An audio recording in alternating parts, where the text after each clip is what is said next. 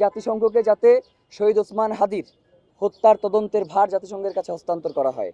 শহীদ ওসমান হাদিকে যেই দিন গুলি করা হয়েছে সেই দিন রাত 11টার সময় তদন্তকারী কর্মকর্তার পক্ষ থেকে ফোন করে আমাদেরকে জিজ্ঞেস করা হয় যে ওই রাস্তার সিসিটিভি ফুটেজটা আমরা তাদেরকে দিতে পারবো কিনা। নাম্বার 1। নাম্বার 2, শহীদ ওসমান হাদি যখন শাহাদাত বরণ করেন তখন আমরা শহীদ ওসমান হাদির যখন তাকে কবরস্থ করবার পরে শাহবাগে অবস্থান করলাম, তখন আমাদের যে আন্দোলন যাতে শহীদ ওসমান হাদির হত্যার বিচারিক প্রক্রিয়াটা যাতে দ্রুত সম্পন্ন হয়, এই জন্য আমাদেরকে বলা হইল গোয়েন্দা সংস্থার পক্ষ থেকে যে আপনাদের এইখানে যদি আপনারা অবস্থান করেন, আমরা খবর পাইছি যে এইখানে বোম ব্লাস্ট হইতে পারে, সুতরাং আপনারা বাসায় ফিরে যান। আপনারা যদি বাসায় না যান তাহলে আমরা বলবো যে আপনাদেরকে আমরা জানাইছিলাম কিন্তু আপনারা জান নাই, যার কারণে এই ঘটনা ঘটছে। নাম্বার 2। নাম্বার 3, চার্জশিট দাখিল হওয়ার কথা ছিল 7 তারিখ। 6 তারিখে ডিবির পক্ষ থেকে সংবাদ সম্মেলন করে এই চার্জশিট দাখিল করা হয় সংবাদপত্রের দিকে, কিন্তু আমরা এগুলোর ব্যাপারে কিছু জানি না। নাম্বার 4, এখন পর্যন্ত আমাদের সাথে যেই কোঅর্ডিনেশন করে কাজগুলো করবার কথা ছিল, যোগাযোগ করে, এখন পর্যন্ত আমাদের সাথে ওইভাবে যোগাযোগ করে মামলার কাজগুলো বাস্তবায়ন করা হচ্ছে না।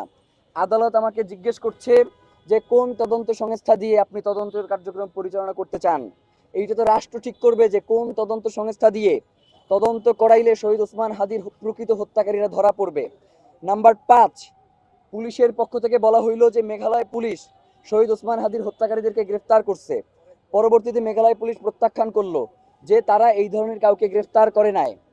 নাম্বার 6, ডিবি পুলিশ যে চার্জশিট দাখিল করলো সেই চার্জশিটের মধ্যে তারা একজন ওয়ার্ড কমিশনারকে নিয়ে আসছে, যে ওয়ার্ড কমিশনারের সাথে শহীদ ওসমান হাদির যিনি গুলি করেছে সেই গুলিকারীর সম্পর্ক কি সেইটার কোনো উল্লেখ চার্জশিটের মধ্যে নাই।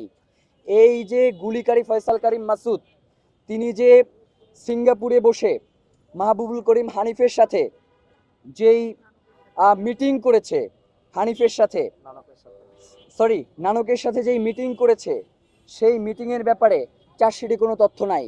এমনকি শহীদ ওসমান হাদির হত্যাকারীদের ব্যাপারে যাদেরকে গ্রেফতার করা হয়েছে তারা কিভাবে এই খুনের সাথে সম্পৃক্ত সেই ব্যাপারে কোনো সুস্পষ্ট রূপরেখা চার্জশিটের ভিতরে ছিল না, যার কারণে আমরা তখন আদালতে এই চার্জশিটকে নারাজি দিয়েছিলাম এবং পুনঃ তদন্তের জন্য আবার আবেদন করেছিলাম, যার কারণে এই তদন্তের ভার সিআইডির কাছে গিয়েছে। তো যেই প্রশাসনের পক্ষ থেকে বারংবার আমাদেরকে এই হত্যাকারীদেরকে বা বিচার প্রক্রিয়াকে ভিন্ন খাতে প্রবাহিত করবার চেষ্টা করা হয় এবং বিভিন্ন রাজনৈতিক দল থেকে হাদির হত্যার বিচারিক প্রক্রিয়াকে বাধাগ্রস্ত করবার যেই প্রচেষ্টা আমরা ফেসবুকে দেখি, সেই জায়গা থেকে আমাদের একটা আশঙ্কা থেকে যায় যে প্রশাসন চাইলেও এই হত্যার সুষ্ঠু তদন্ত করতে তারা সক্ষম কিনা। এই জন্য আমরা জাতিসংঘের অধীনে শহীদ ওসমান হাদির হত্যার একটা তদন্ত করবার জন্য তাদেরকে বলছি, বিচার করবার জন্য তাদেরকে বলি নাই।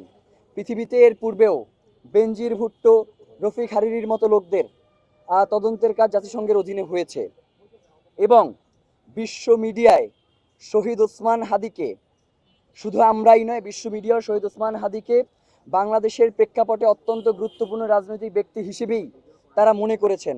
সুতরাং বাংলাদেশে রাজনৈতিক স্থিতিশীলতা, নিরাপত্তা, এই সকল ইস্যু সলভ করার জন্য শহীদ ওসমান হাদির হত্যার একটা সুষ্ঠু তদন্ত হওয়া প্রয়োজন।